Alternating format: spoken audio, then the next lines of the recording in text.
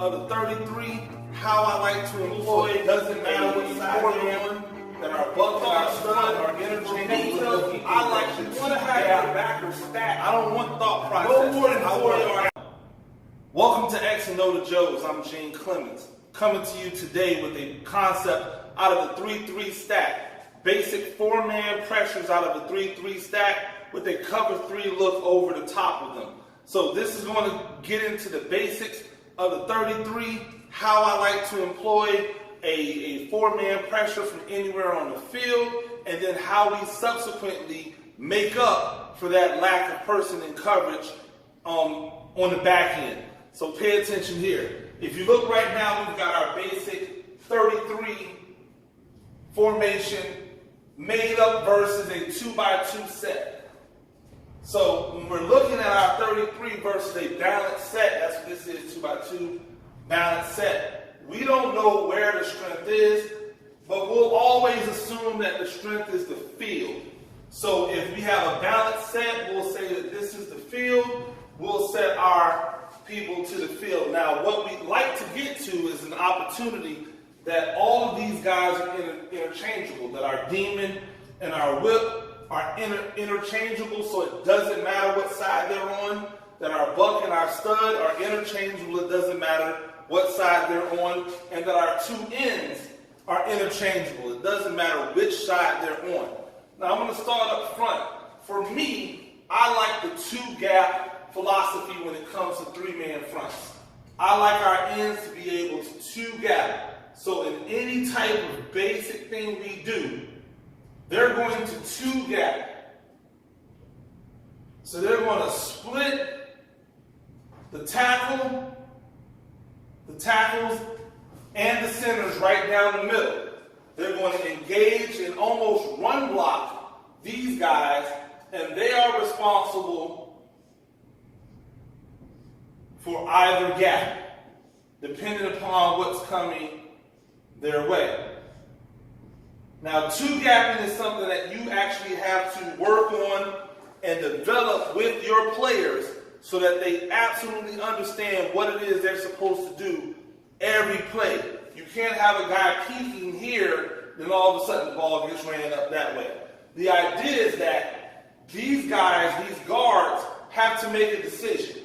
If the guard decides it's going to climb to a linebacker, it's essentially saying we have here, so now 1, 2, and 3 guys are here to make the play on that gap. If they double team this guy because the tackle needs help and they don't want him to spill into here, now we have 1, 2, 3 guys that are able to attack the gap.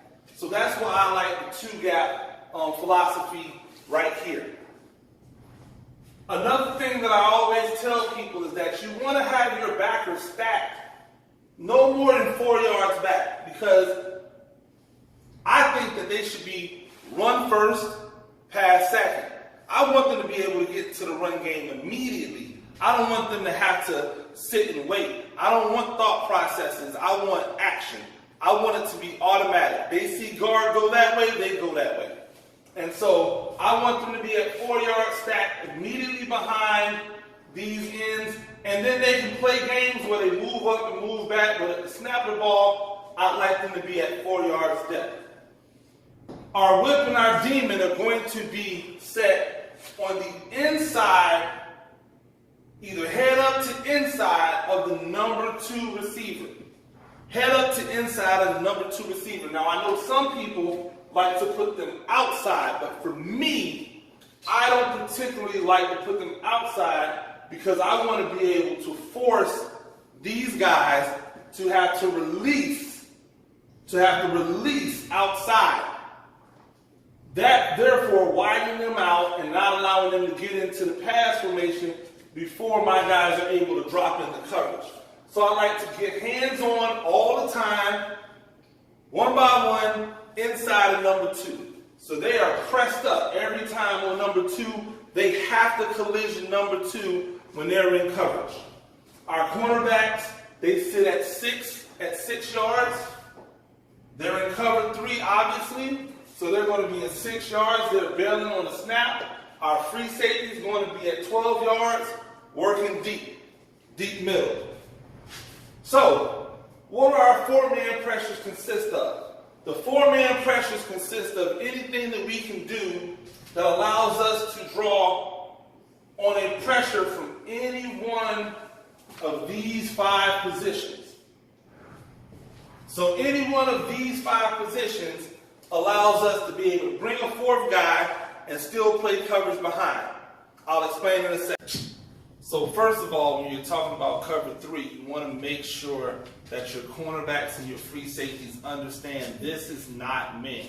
Cover three is not man, regardless of what they see out there in front of them, regardless of what they believe. Cover three is never going to be man. One of the ways you help them understand this is how you align them. I like to align the cornerbacks inside of number one. If you align them inside of number one, then they immediately get the idea that this is not their man, that they have a zone. So if you look up in this red area, this is the zone that they have. And within that zone, they are trying to make sure that we don't let anything get completed in that red area that's anything deep. Those are the big plays, the explosive plays that we want to limit our teams to. So when they drop, they really want to drop to an area that allows them to be in between number two and number one. They don't want to just simply drop straight back and try to play the outside, because now they're wasting their biggest defender, which is the sideline. So if they drop back and they go in between two and one, then that allows them to play both verticals at the same time. So now if you get a double vertical move from number one and from number two, they're in position to play both of those balls. And the only way you can play both of those balls is to aim to that area. So we want to make sure that our cornerbacks and our free safety, but really our cornerbacks, understand that they are playing a zone and they are not playing man. When you're talking about underneath coverage in the cover three, you want to make sure that you have your field zones covered. You can see here in the blue, I have the field zones where we're going to be covering with our underneath. That means that these five people are responsible for these field zones. Now what we'll go into is in the four-man pressure, one of these guys are going to blitz. And when one of these guys blitz, everybody else has to know what they're supposed to do in exchange, which means that everyone has to know every job so that when one person blitzes, the other person takes the slack up. And so between these five guys, they're going to cover these four zones, which is all of our underneath things. So we have a hook to curl, a curl to flat, a hook to curl, a hook to curl, and a curl to flat that are going to be covered by these five guys. Okay, so now four-man pressures. You got to remember, you want to keep it simple for your players while also making it understandable and relatable to everybody on the field. So I like to just call my one-man pressure by the name of the position that I have. So this is a whip, that's the buck, that's the Mike, that's the stud, that's the demon. It can work for whatever name you give your guy, and I call it whatever the name of those guys are. Now, with my stack backers, those blitzes are going to be one where they can either hit the C gap or the B gap. C gap or B gap. With the Mike, it's either A gap. With my whip and my demon, those single blitzes are going to be D gap blitzes or C gap blitzes, depending upon what you get from outside. So if I'm going to run a one-person blitz, and I'll start with the Mike because that's always a good one. I call that Mike. We come with the Mike squeezes down. He tells the nose which way he's going to go. So if the Mike is going to go to the right, he taps the nose guard on the right side. That's saying, hey, I'm coming to this side, so you need to go opposite. He taps him on the right side. That nose hits here, he hits there. Now, if the nose is good because it's been two gapping, this center is going to try to get hands on that nose so that the nose can't drive him back. That's going to allow this mic to come free through the gap. Now, what happens behind that? It's very simple. You can see the coverage zones from there. The demon covers curl to flat. The whip covers curl to flat. The buck has hook to curl. The stud has hook to curl. Simple enough. Now, when we go and we run our buck and our stud, they do the same thing except they do it from out here. The mic is going to replace whomever is the person that goes. So, if we call a buck and he screws down and he tells that end the same thing. Hey, I'm coming outside or I'm coming inside. So if he taps and he says, hey, I'm coming inside, the end nose is going to work to the C gap and then the buck is going to hit the B gap. So once again, we go to attack, the end comes through that outside shoulder of the tackle to pull the tackle with him. The buck comes through the B gap. What happens is the mic now replaces to the buck to be able to take care of the hook to curl area. Same thing on the other side with the stud. If the stud lines up and he goes in, the mic is going to replace what he's doing. So he comes and he comes down, he tells the end, hey, I'm going outside. The end goes, boom. He goes there, outside. The mic replaces the hook to curl area. And those are our basic four-man pressures from the stack backer positions. Now things change a little bit when it comes to our outside whip and demon.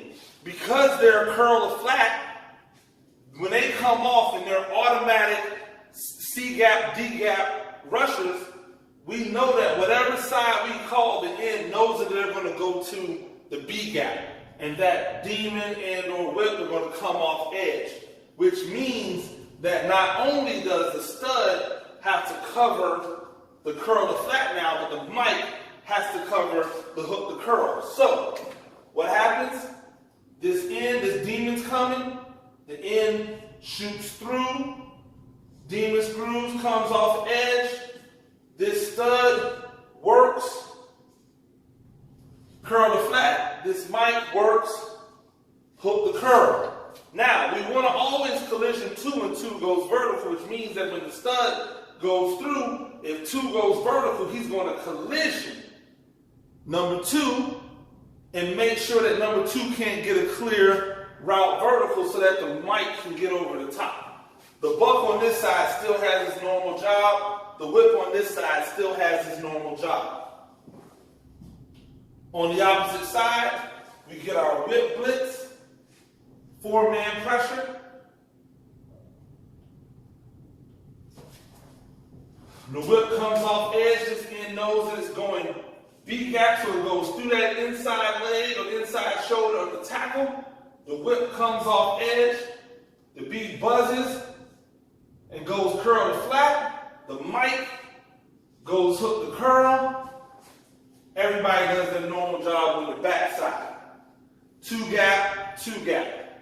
So, as you can see, we're able to bring 5 different four-man pressures from the same cover 3 look where everybody understands their job without being vulnerable to the 4 verticals, because we have our cornerbacks playing in between 2 and 1, we have collisions on number 2, and then we have our hook to curl defenders getting over the top of number 2 vertical and carrying them deep if that's where they stay.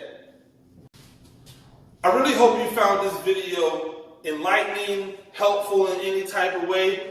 Stay tuned, because I'll be back talking more about the 3-3 stack and a lot of other defensive schemes and defensive blueprints. We'll be talking offense. But what I really need you to do is to hit that subscribe button. Really, you got to like, you got to subscribe so that I can continue to give you this content and it can help to build this channel to where I would love to be able to build it and be able to give knowledge to everybody that's looking to either supplement their knowledge or just to learn a new scheme if that's what they're interested in doing. Until next time, this is X and O's to Joe's. I'm Gene Clements.